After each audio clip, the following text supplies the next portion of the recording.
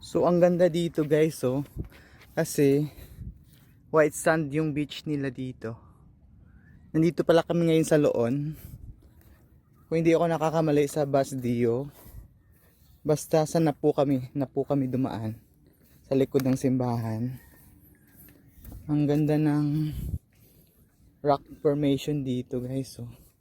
Tsaka marami kang makikitang iba't ibang uri ng lamang dagat. Napakaganda pagmasdan.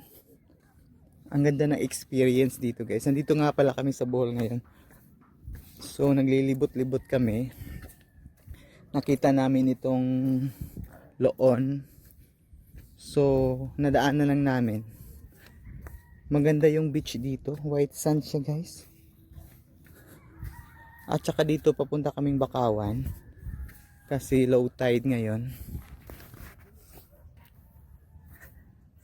Ang ganda dito guys, napaka-refreshing. Walang entrance fee, normal na ano lang nila to. I mean ordinary place lang siya. Pero ang ganda. Oh, kung titingnan mo doon, white sand siya, oh. Tsaka maraming mga bangka, mga nangingisda. So, punta kami ng Bakawan. Iyon yung Bakawan. Yun, di ba? Ang ganda.